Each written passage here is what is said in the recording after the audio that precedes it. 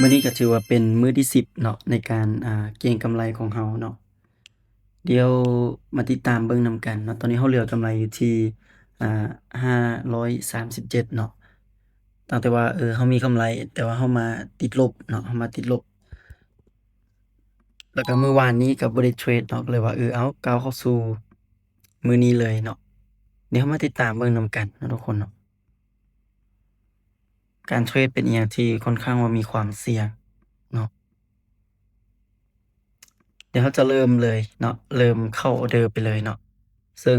ออร์เดอร์นี้ก็ถือว่าเป็นออร์เดอร์ที่ค่อนข้างว่างามเนาะมาเข้าไปที่ Order by บัดหนึ่งเลยเนาะอ่าเดี๋ยวเรามาติดตามเบิ่งนำกันเนาะว่ามื้อนี้เราจะไปได้ตามเป้าบ่เนาะทุกคนเนาะเนื่องจากว่าเราเทรดมาเป็นระยะเวลา9มื้อเนาะทุกคนเนาะมื้อนี้เป็นมื้อที่10แล้วเนาะที่ว่าเราเทรดเนาะนับเฉพาะมื้อที่เราเทรดได้เนาะแต่ถ้านับวันที่มานี่มื้อนี้ก็ถือว่าเลยมาหลายมื้อเพราะว่าเราบ่ได้เทรดก็2-3มื้อแล้วเนาะทุกคนเนาะเอาบาร์มาเนาะโอ๊ย ขึ้นไปแต่ก็ยังตีโตลงมาเนาะแต่ว่ามันก็บ่ได้เป็นหยังเนาะเพราะว่าตัวนี้ก็ถือว่ายังคงเป็นกำไรของเราอยู่เนาะ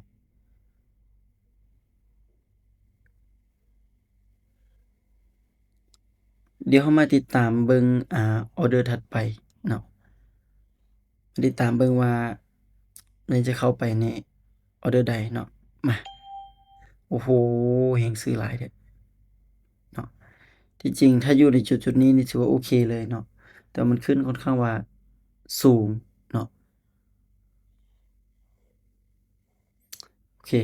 ตอนนี้ถือว่ามันกำลังดันราคาขึ้นไปเนาะตลาดค่อนข้างว่าสวิงเนาะทุกคนเนาะ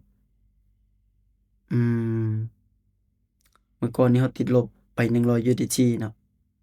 บ่ว่ามื้อนี้ก็สิลบอีกอ้ายเนาะลบไป2ออร์เดอร์ติดเนาะทุกคนเนาะเดี๋ยวออเดอร์ที่3ต้องเป็นออร์เดอร์ที่ว่าเรามีความมั่นใจแล้วเนาะจึงเข้าเนาะ มาออร์เดอร์นี้เราอ่าเร่ง all in ไปเลยเนาะทุกคนเนาะก็คือเป็นออร์เดอร์สุดท้ายของเราเนาะถ้าวินก็คือเราจะได้ไปต่อเนาะแต่ถ้าเสียแม่นเราจะได้หยุดเนาะมาออร์เดอร์นี้เร่งก็ถือว่าทำการขายลงมาอีกบัดหนึ่งเนาะทุกคนเนาะทีนี้เรามาเบิ่งนำกันว่ามันจะลงมาให้เราได้บ่เนาะซึ่งการเก็งกำไร100เป็นอิหยังที่ค่อนข้างว่ายากและเป็นอิหยังที่ค่อนข้างว่ามีความเสี่ยงเนาะทุกคนเนาะ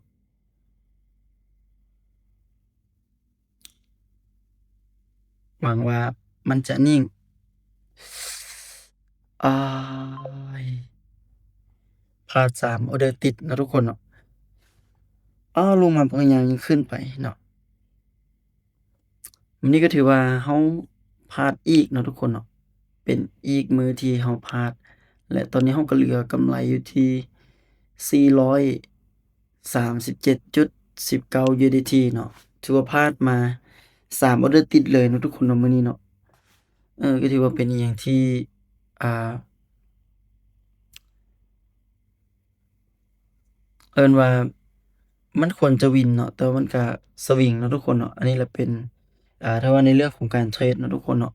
มันเป็นความเสี่ยงที่เราปราศจากบ่ได้เนาะแต่โดยรวมก็คือเรามีกำไรเนาะกำไรของเรายัง437.19เก้าเนาะเดี๋ยวเรื่องจะเอามาไว้แก้มือในโมงถัดไปเนาะในมื้อถัดไปเนาะเพราะว่ามื้อนี้ก็ถือว่าเสียเนาะทุกคนเอิ้นว่าติดลบเป็นที่เรียบร้อยซั้นซะเนาะ สำหรับไผเนาะที่ว่าเข้ามาเทรดเนาะทุกคนเนาะ7มื้อมานี้เราติดลบเนาะเพราะว่าเร่งมีมื้อเทรดแด่แล้วก็บ่ได้เทรดแด่เนาะเดี๋ยวเร่งจะเข้าเบิ่งว่าเร่งเริ่มเทรดตั้งแต่วันที่ใดเนาะทุกคนเนาะเราเริ่มเทรดก็ถือว่าเป็นระยะเวลาอ่าหลายมื้อเติบเนาะมาฮอดมื้อนี้เป็นมื้อที่10เนาะทุกคนเนาะตั้งแต่11มื้อที่ผ่านมาเนาะ EP แรกของเรื่องนี้ 11วันย้อนหลังเนาะก็น่าจะอยู่สักมื้อนี้วันที่16เนาะก็น่าจะอยู่สักวันที่อ่า5เนาะวันที่5เดือน9เนาะทุกคนเนาะมา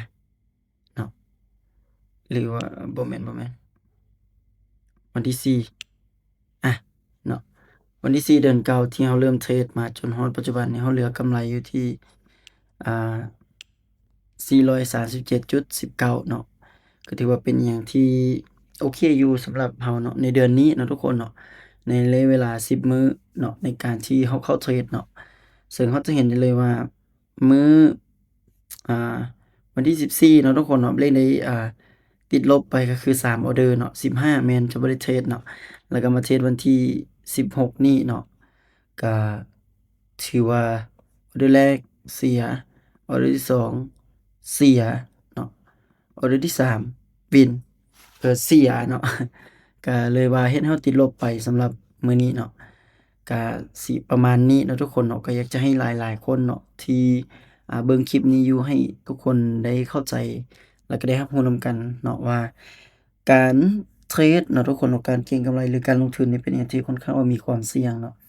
ที่จริงเนาะการเทรดน่ะมีหลายการเทรดเนาะให้เราเลือกเทรดเนาะบ่ว่าจะเป็นอ่า binary เนาะทุกคนเนาะรูปแบบระยะสั้นเนาะที่เป็น binary หรือที่เป็นฟิวเจอร์เนาะหรือสปอตเนาะหรือทุกคนจะไปเทรด Forex ก็ได้เนาะอันนี้ขึ้นกับความรู้ความสามารถของเราเนาะถ้าหากว่าเรามีความรู้ก็เทรดได้เนาะคือยามเล่นก็เทรด binary ได้แล้วก็เทรดสปอตเนาะส่วนหลายจะเทรดสปอตเนาะเพราะว่ามันบ่ค่อยมีความเสี่ยงเนาะเอิ้นว่าเราซื้อบิตคอยน์เนาะสิถูกขายแพงเนาะ ก็เก็งกำไรสำหรับคู่เงินใหญ่นั่นแหละเนาะเหรียญใหญ่ก็เหรียญน้อยก็บ่แนะนำเนาะเช่นพวกเหรียญต้นน้ำเหรียญหยังก็มัน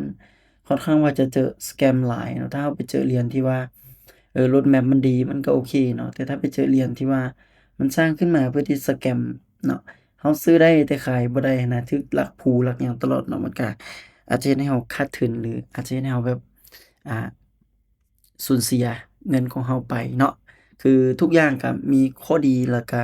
มีข้อเสียเนาะอย่างเช่นสปอตเนาะข้อดีของสปอตก็ซื้อถูกขายแพงเนาะแต่ถ้ามันลงมาเราบ่ขายเราบ่ขาดทุนเนาะแต่มันขึ้นไปเนาะเราขายเราก็ได้กำไรเนาะเออแต่ว่าฟิวเจอร์เนาะถ้าหากว่ามันลากมาจนพอร์ตของเราแตกเนาะฮอดจุดที่ว่าเราตั้ง stop loss ไว้เราก็เสียเนาะแต่ลากขึ้นไปอ่าเราก็ได้กำไรเนาะถ้าไปถูกทิศทางเราก็อาจจะมีกำไรเนาะ ส่วน binary ก็คือแบบระยะสั้นๆใน time frame ที่แพลตฟอร์มหรือกระดานเทรดใดหนึ่งที่เราเทรดอยู่เนาะเขาเจ้ากำหนดให้เช่นว่าอ่า30วิบ่เนาะคือ IQ option เนาะ30วิเนาะแล้วก็มีหลายๆตัวเนาะหรือว่าอ่า1นาทีเนาะทุกคนเนาะ2นาทีเป็นต้นไปแบบนี้เนาะแต่ว่าก็ให้เข้าใจว่าทุกอย่างเนาะขึ้นชื่อว่าเป็นการที่เราเอาเงินไปลงทุนก็ล้วนแล้วแต่มีความเสี่ยงเบิดเนาะ